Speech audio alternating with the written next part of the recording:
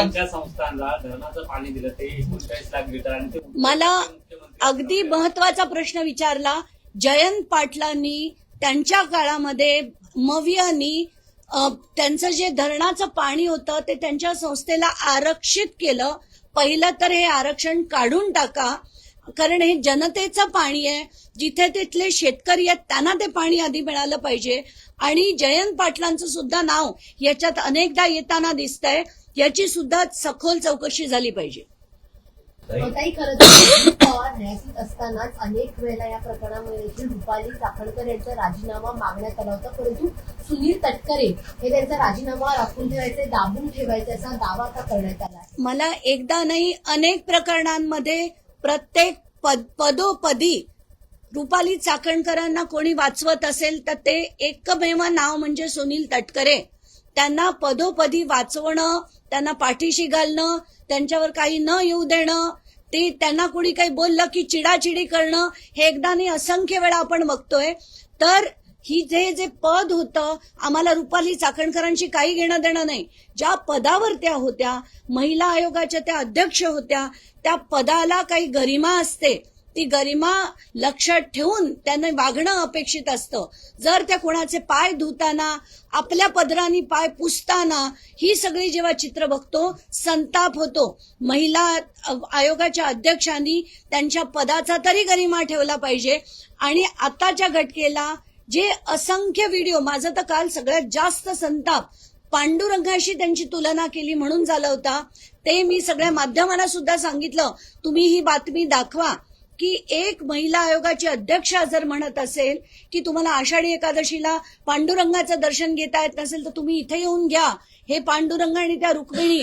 तर इतकं लज्जास्पद असं त्यांचं जे बोलणं होतं, त्यांच्यावर फार म्हणजे 3 दिवस हा सुद्धा फार जास्त कालावधी त्यांना देण्यात आला असं मला वाटतं. अनेकांचे फोटो आहेत, महिला आहे म्हणून मला कुठेतरी टार्गेट केलं गेलं. सगळ्यांचे जे फोटो होते ते सगळे उष्णजल घ्यायला जायचे.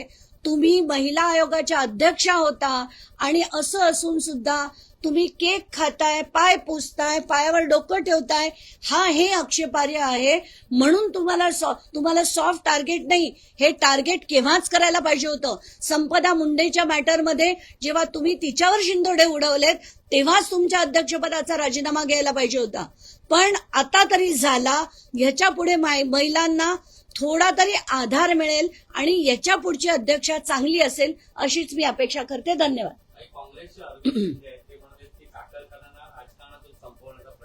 नाही, मला त्याच्यावर काहीच बोलायचं नाही. राजकारणात मला पडायचंच नाही. नाही, आताच्या घटनेला मी देखील ऐकलंय, पण जोपर्यंत आपल्याकडे काही ठोस पुरावा नाही किंवा नाही तोपर्यंत बोलणं चुकीचं ठरेल. प्रेमिकाने सर्वात आधी खरं त्यांची बातमी दिली होती, त्या पत्रकाराला कुठेतरी लक्ष केलं जात असल्याचं आज कळतं. एका पुस्तकात याबाबतची माहिती नाही, याच्यात तर मुख्यमंत्र्यांनी ताबडतोब कारवाई करून त्यांना सुरक्षा दिली पाहिजे आणि त्यांच्या याची जबाबदारी ही आता होम डिपार्टमेंटची आहे.